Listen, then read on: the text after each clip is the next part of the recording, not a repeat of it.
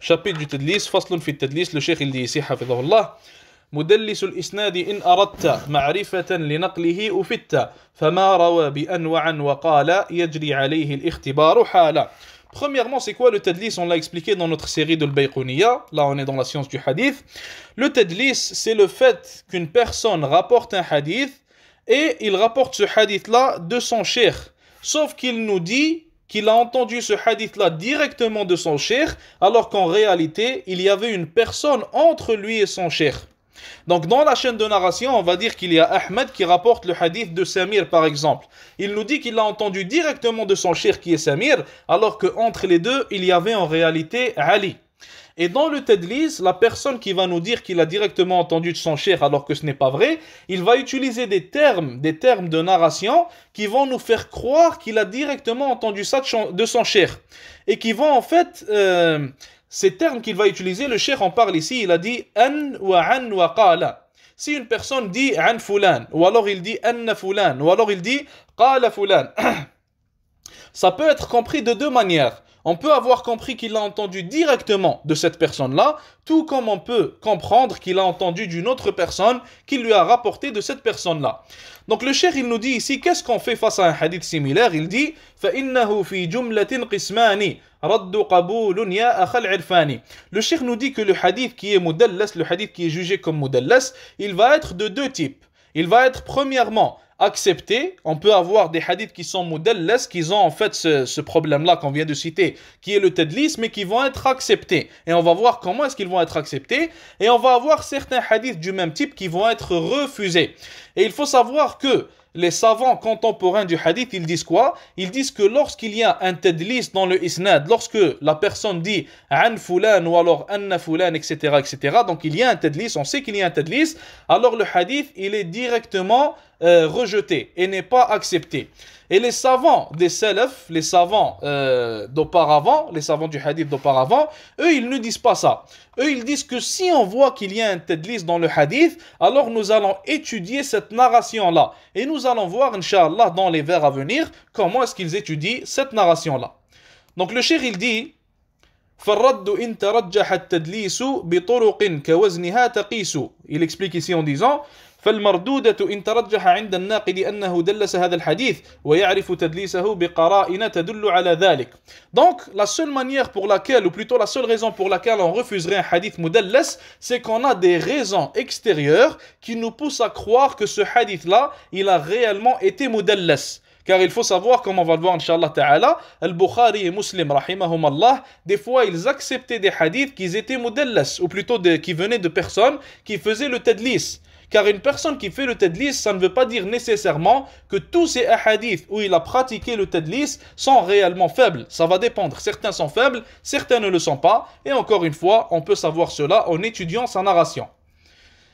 Le cheikh continue en disant فَالرَّدُّ إِن تَرَجَّحَ التَّدْلِيسُ بِطُرُقٍ كَوَزْنِهَا تَقِيسُ. Ça, on vient de l'expliquer. كَمُنْكَرٍ فِي الْمَتْنِ وَالْإِسْنَادِ. Donc maintenant, quelles sont les manières avec lesquelles on va étudier la narration pour voir si le hadith, il est réellement mudallas ou non?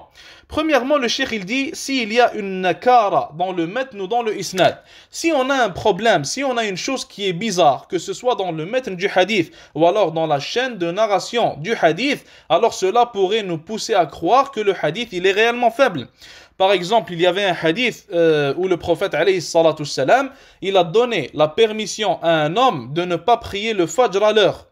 Et ça, c'est un problème dans le hadith, car le fajr, il est obligatoire à prier à son heure. Allah subhanahu wa ta'ala, il dit « Inna as-salata kanat ala al-mu'minina kitaban mawquta » Certes, la prière a été prescrite pour les croyants à un temps défini. Donc, chaque croyant, il doit prier la prière à son heure.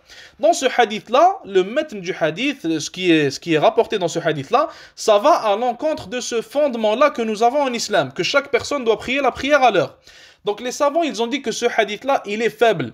Et en regardant dans la chaîne de narration, ils ont trouvé qu'il y a Al-A'mash, si je me rappelle bien.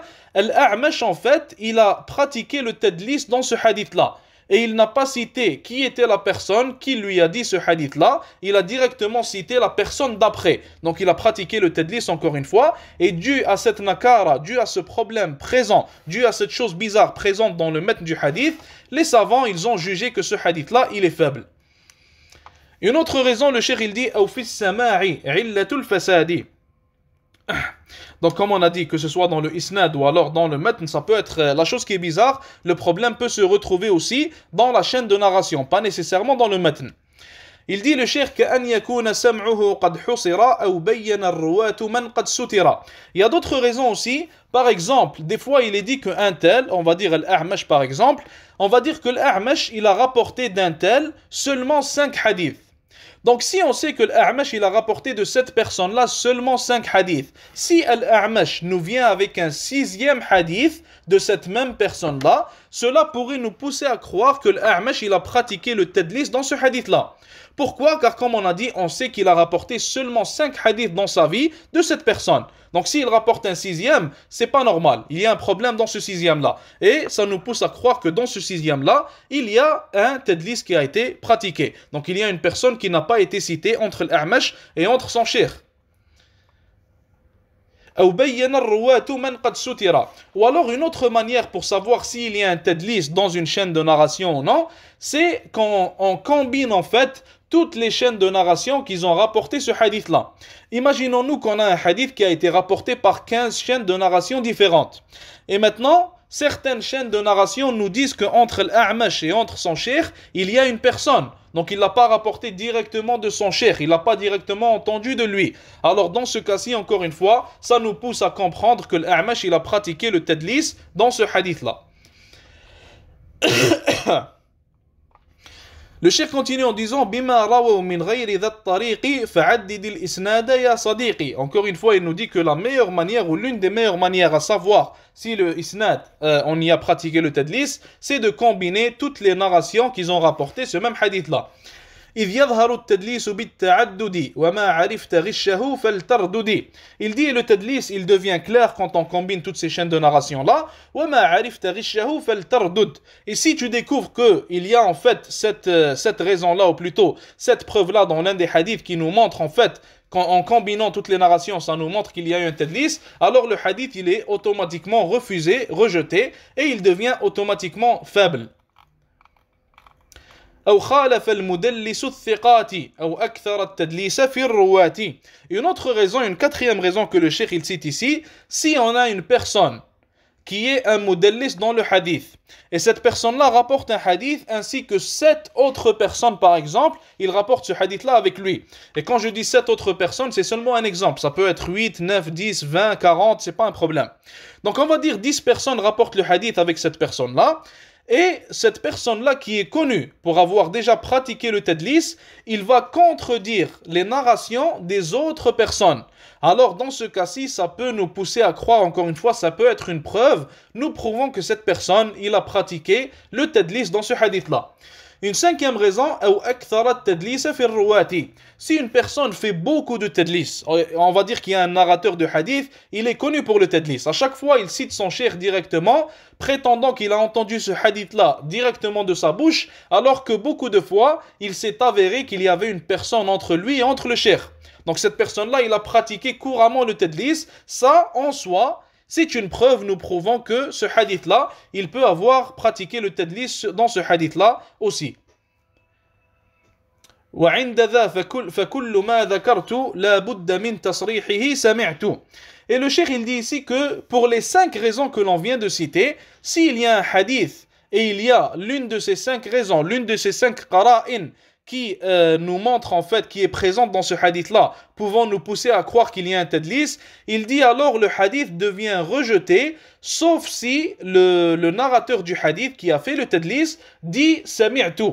S'il dit sami'tu, il dit j'ai entendu le hadith d'un tel, ça veut dire qu'il nous prouve qu'il l'a directement entendu de lui et qu'il n'y a personne entre lui et son cheikh, alors dans ce cas-ci, il va être accepté. Mais s'il dit pas sami'tu, il dit par exemple rapporté par Fulan ou alors j'ai entendu Fulan, etc., etc., alors ça c'est pas assez pour nous prouver qu'il a entendu directement le hadith de la bouche de cette personne-là.